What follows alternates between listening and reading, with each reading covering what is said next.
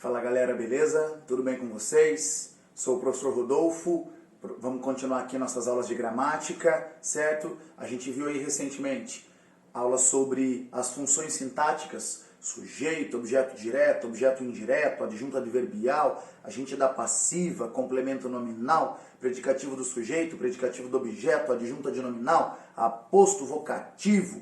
E agora a gente vai falar sobre concordância verbal.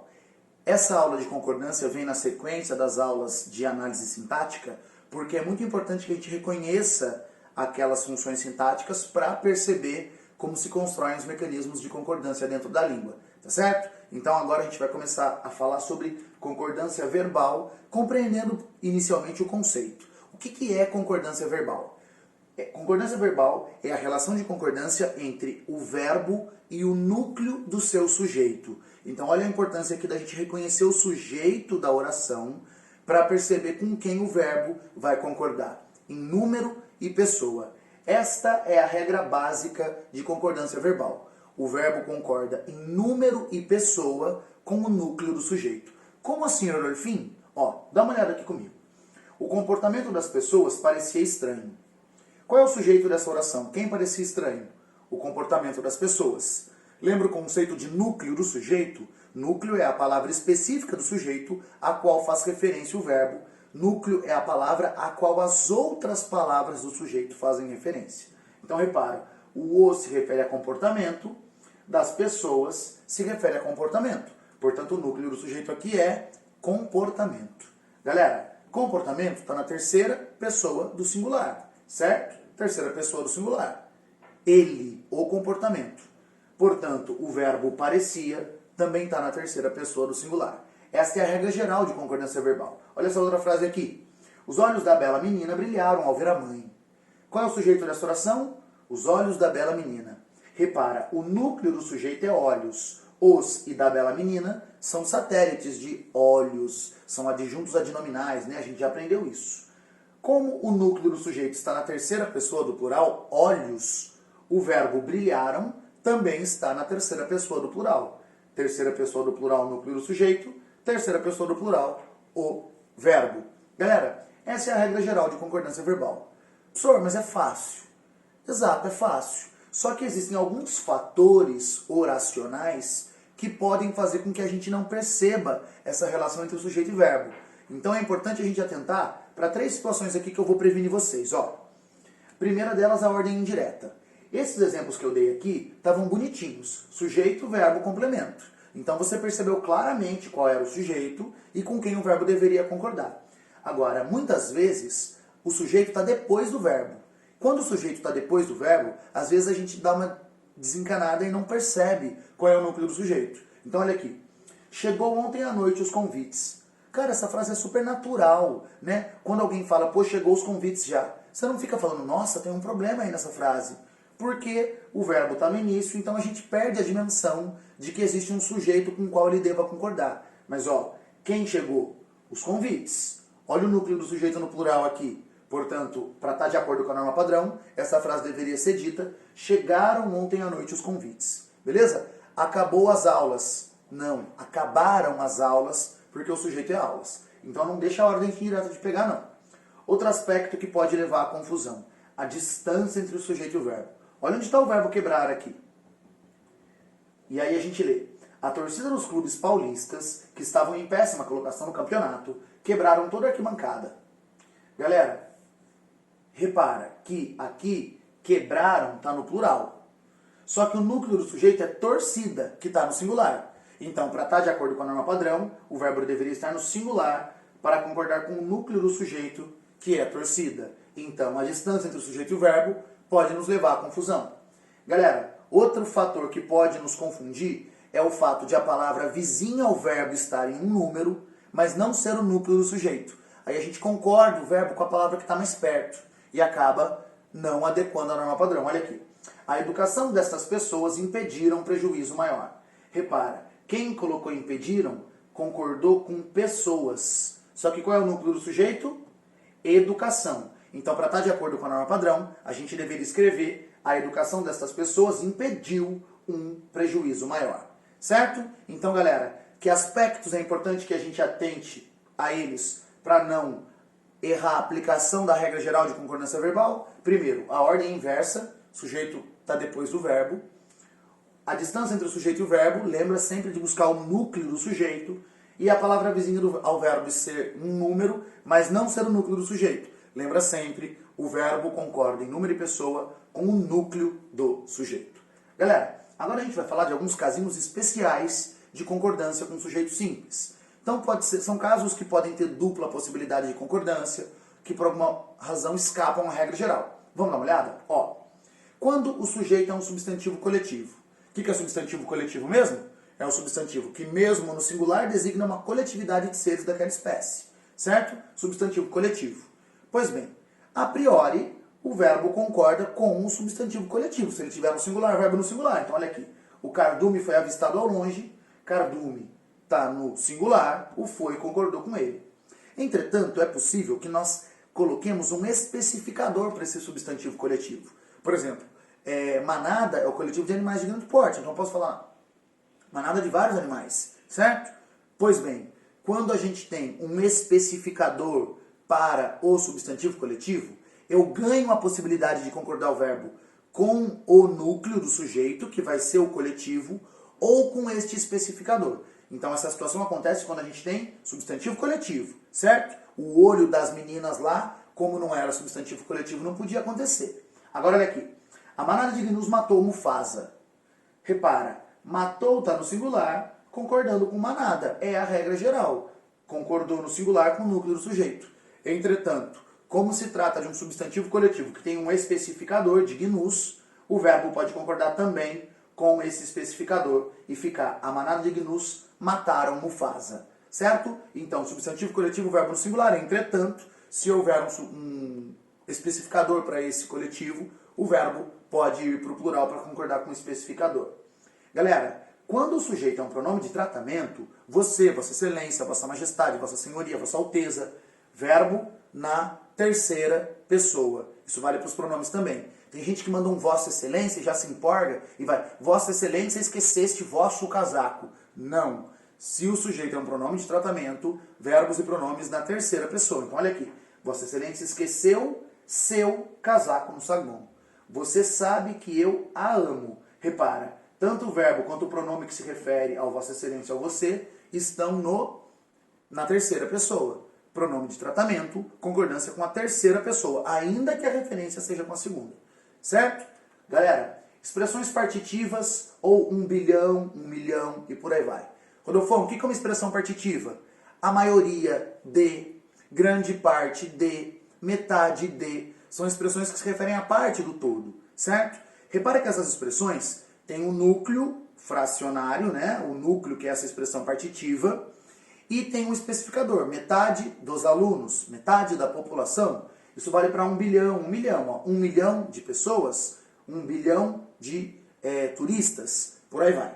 Galera, quando tem expressão partitiva ou 1 milhão, 1 bilhão, o verbo pode concordar ou com o núcleo da expressão partitiva ou com o especificador dela, igual lá nos coletivos. Então olha aqui, a maioria dos jornalistas aprovou a ideia. Repara, aqui o aprovou está concordando com maioria. Ok, a maioria dos jornalistas aprovaram a ideia. Aqui o aprovaram está concordando com jornalistas, o que também está correto, porque se trata de um sujeito que tem expressão partitiva. Olha aqui, 1 milhão de torcedores compareceu. Concordei ou compareceu com 1 milhão. Ok, 1 milhão de torcedores compareceram. Concordei com torcedores. Então, essa regra de concordar com o núcleo da expressão ou com o especificador, com o determinante, vale para os coletivos, para a expressão partitiva e para 1 bilhão, 1 milhão, 1 trilhão e por aí vai. Show de bola? Aí, galera, expressões que indicam quantidade aproximada. O que é uma expressão de quantidade aproximada? Cerca de, por volta de, ó, cerca de 20 pessoas, por volta de 20 pessoas, mais de, menos de, em torno de. São expressões de quantidade aproximada. Galera, expressão de quantidade aproximada, o verbo concorda com a quantidade. Então, olha aqui, cerca de 20 corpos foram resgatados dos escombros. Cerca de é a expressão de quantidade aproximada e corpos está ali, núcleo do sujeito. Então, a gente tem verbo no plural. Perto de 500 pessoas compareceram à cerimônia. Perto de, expressão de quantidade aproximada, concordei com pessoas ali que compareceram à cerimônia. Mais de um atleta estabeleceu um novo recorde nas últimas Olimpíadas. Repara, mais de um, expressão de quantidade aproximada, atleta está no singular, estabeleceu novo recorde mundial. Certo? Expressão de quantidade aproximada, o verbo concorda com a quantidade. Com o mais de um, é importante você ter duas atençõezinhas aqui. Se eu usar o mais de um e houver a ideia de reciprocidade, professor João, o que é reciprocidade? É quando um faz no outro e o outro faz no um. Por exemplo, quando eu falo assim, eles se abraçaram. Teve reciprocidade, porque um abraçou o outro abraçou um. Isso é reciprocidade. Quando eu uso mais de um e tenho ideia de reciprocidade, aí o verbo fica no plural. Então, mais de um aluno reclamou, mais de um aluno se ofenderam, porque daí um ofendeu ao outro, sacou? Isso é reciprocidade. Então, olha aqui, mais de um parlamentar se ofenderam na tumultuada sessão de ontem. Por que o verbo está no plural? Porque mais de um parlamentar se ofenderam. Teve ideia de reciprocidade. Se eu colocar duas vezes o mais de um, eu passo a ter um sujeito composto. Aí o verbo fica no plural por essa regra. Então olha aqui. Mais de um casal, mais de uma família já perderam qualquer esperança. Agora o verbo está no plural, porque é mais de um casal, mais de uma família. Então, mais de um, verbo no singular. Se houver reciprocidade ou tiver duas vezes o mais de um, aí o verbo fica no plural. Show de bola? Galera, nomes próprios. Alguns substantivos próprios só existem no plural. Estados Unidos, Emirados Árabes, Campinas, Minas Gerais e por aí vai. Se quando eles forem sujeitos não houver um determinante deles antes, o verbo é invariável. Então, Estados Unidos atacou o Iraque. Agora, se eu colocar um determinante, aí passa a haver concordância. Os Estados Unidos atacaram o Iraque. Então, Emirados Árabes é um país. Os Emirados Árabes são um país. Show de bola? Nomes próprios que só existem no plural. Eu só faço concordância do verbo com eles quando são sujeito, se houver um determinante antes. Beleza? Aí, porcentagem. Galera, porcentagem é uma espécie de expressão partitiva. Então, a regra da porcentagem é a mesma da expressão partitiva. Posso concordar ou com o número ou com o especificador. Então, olha aqui. 25% do orçamento do país. Repara, 25, o número está no plural e orçamento determinante está no singular. Então, deve. Concordei com o orçamento, está correto. Devem. Concordei com 25, show de bola. Aqui, 85% dos entrevistados. Aqui, tanto o número quanto o determinante estão no plural. Portanto, o verbo tem que estar no plural. 85% dos entrevistados declararam sua insatisfação com o prefeito. Aqui, 1% da classe. Tanto o número quanto o determinante no singular, verbo obrigatoriamente no singular. 1% da classe recusou-se a colaborar. 1% dos alunos, agora repara, número no singular, determinante no plural. Portanto, posso colocar recusou-se, concordando com um, recusaram-se, concordando com os alunos. E aí, por óbvio, se o sujeito for só o numeral, o verbo tem que concordar com o numeral. Então, 1% veio, 2% vieram. É a regrinha lá da expressão partitiva, determinante ou núcleo, neste caso. Show de bola? Aí, queridos, o que é silepse? Silepse é concordância ideológica. E, senhor, o que é concordância ideológica? É quando eu faço a concordância não com a palavra em si, mas com a ideia que a palavra tem. Quer ver um exemplo? Existe um bairro aqui na minha cidade chamado Esplanada. E aí as pessoas falam, eu moro no Esplanada. Esplanada é um substantivo feminino, a esplanada. Por que as pessoas falam, eu moro no Esplanada? Porque elas estão concordando com a ideia de bairro que a palavra esplanada tem nesse caso. Tá certo? E o nome disso é silepse, concordância ideológica. Existem três tipos de silepse. A de gênero, que é quando a palavra tem um gênero, mas a ideia dela é do gênero oposto. Esse exemplo que eu dei do esplanada é um exemplo de silepse de gênero. Eu concordei no masculino com a ideia de bairro e não no feminino com a palavra esplanada. Olha aqui. Vossa Excelência está pronto, senhor ministro? Vossa Excelência é um pronome de tratamento no feminino. A Vossa Excelência. Entretanto, eu coloquei pronto para concordar com a ideia de homem por trás dessa ideia de excelência neste caso. Galera, aqui especialmente para os concurseiros, como eu identifiquei aqui senhor ministro, como na frase está identificado que se trata de um homem, a silepse é obrigatória. Se não tivesse escrito senhor ministro, eu poderia dizer Vossa Excelência está pronta ou Vossa Excelência está pronto, mesmo que fosse um homem. Pronta, eu faria concordância gramatical, pronto, eu faria silepse. Mas se houver a especificação de que se trata de um homem, eu tenho que fazer silepse neste caso. Show de bola? Aí, silepse de número. Quando a palavra é singular, mas tem ideia de grupo, ok? Por exemplo, eu gosto do Engenheiros do Havaí.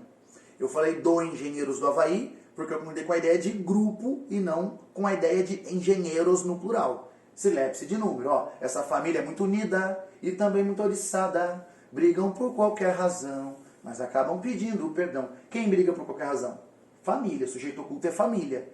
Tá no singular. Eu coloquei brigam porque a palavra família, embora no singular, designa uma coletividade. Silepse de número. E silepse de pessoa é quando o sujeito do verbo é na terceira pessoa, mas eu, falante, me incluo neste grupo. Então eu coloco o verbo na primeira para dizer que eu participo desse grupo. Ó, os brasileiros somos otimistas. O sujeito está na terceira, mas o verbo está na primeira para indicar que eu, falante, sou um desses brasileiros. Os brasileiros somos otimistas. Queridos, a gente faz muito isso com o pronome todos. Todos estamos aqui. Todos é terceira pessoa. Falei estamos, fiz silepse de pessoa. Concordância ideológica, silepse de gênero, de número e de pessoa. Vamos falar de alguns casos de concordância com sujeito composto agora? Galera, quando o sujeito é composto, a regra geral é verbo no plural. Sujeito composto, aquele que tem 2 ou mais núcleos, verbo no plural. Então olha aqui, Pedro e Ana se amam. Quem se ama? Pedro e Ana. 2 núcleos, verbo no plural. Regra geral, o livro e a revista chegaram. Sujeito composto, verbo no plural.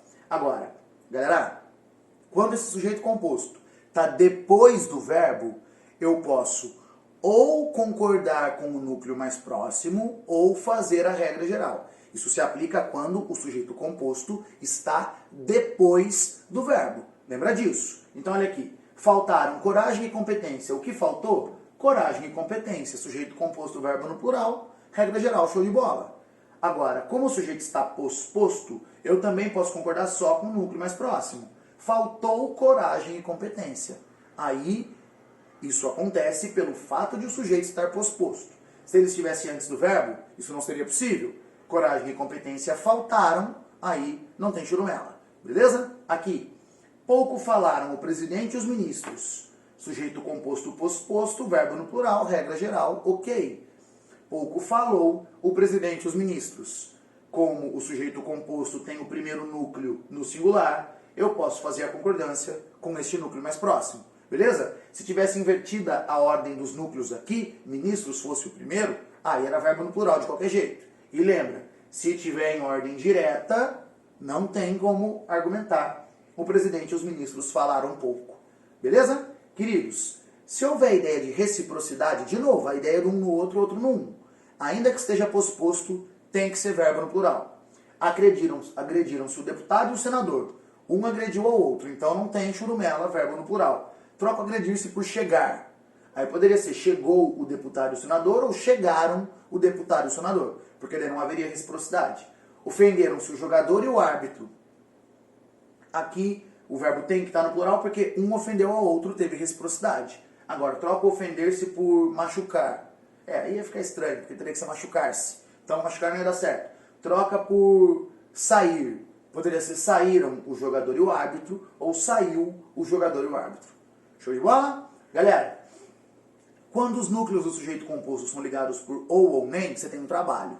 Se eles são ligados por ou nem, você precisa fazer o seguinte: avaliar se tem ideia de exclusão. Sorzão, o que é ter ideia de exclusão? É que se for um, não vai ser outro. Sacou? Porque, por exemplo, se eu falo assim, ó, um sorriso ou uma lágrima o tirariam daquela incerteza. Eu não estou dizendo que ou um sorriso ou uma lágrima. Eu estou dizendo que qualquer um deles. Então aqui o ou ligam núcleos que se somam. Sacou? Repara que quando ele liga núcleos que se somam, pode ser qualquer um deles. Então, um sorriso ou uma lágrima, qualquer um deles o tirariam daquela incerteza. Então, ou ligou núcleos que se somam, verbo no plural. Então, amor ou amizade me bastam. Eu não estou dizendo que ou amor ou amizade, qualquer um deles, certo? Então, verbo no plural. Agora, nem poder nem dinheiro corrompiam. Também teve soma. Nem dinheiro nem poder. Somei os dois. Agora, Milão ou Berlim sediará a próxima Olimpíada. Por que o verbo está no singular? Porque ou Milão ou Berlim. Não é tanto faz. Se for uma, não vai ser a outra. Se for a outra, não vai ser a uma. Eu ou Anderson Silva vencerá a briga. Por que eu coloquei vencerá? Porque ou vai ser eu ou vai ser ele, certo? Então, não tem como serem os dois os vencedores. Agora, eu ou o Anderson Silva venceríamos o John Jones. Aí eu quis dizer que nós dois, qualquer um de nós. Por isso que eu coloquei verbo no plural. Sacou? Então, ou nem ligaram núcleos que se excluem, verbo no singular. Ligaram núcleos que se somam, verbo no plural. Galera, quando tem aposto recapitulativo, o que é isso? Aposto recapitulativo é uma palavrinha ou expressão que sintetiza o que foi citado antes. Então ele guarda várias palavras dentro de si. Olha essa frase aqui. Carros, casa, prédios, viadutos, pontes, tudo foi destruído pelo terremoto. Galera, o sujeito é isso aqui, ó. Casa, carro, prédio, viaduto, ponte. Tudo é o aposto recapitulativo, ele não é o sujeito. Entretanto, quando há aposto recapitulativo, o verbo concorda com o aposto. Então, carros, casa, prédios, viadutos, pontes, tudo foi destruído pelo terremoto. O foi está no singular para concordar com tudo, que é o aposto recapitulativo. Luxo, riqueza, dinheiro, nada o tentava. Está no singular para concordar com o aposto recapitulativo nada e não com luxo, riqueza e dinheiro, que é o sujeito composto. Galera, eu fiz aqui para vocês um apanhado dos principais casos de concordância verbal, sujeito simples com sujeito composto. Se você for estudar aquelas gramáticas super técnicas, tem mais casos, mas esses aqui dão conta da nossa necessidade de uso de língua portuguesa pensando em vestibular, fundamentalmente. A gente até foi um pouco adiante do que os vestibulares exigem, mas é legal ter esse conhecimento especialmente para a redação. Então, ó, casos, regra geral, alguns casos de sujeito simples, regra geral de sujeito composto e alguns casos de sujeito composto. Ainda tem mais 2 vídeos sobre concordância que eu vou fazer para vocês. Show de bola? Galera, espero que vocês tenham compreendido bem. Na dúvida, vai no slide de Rodolfão. Falou!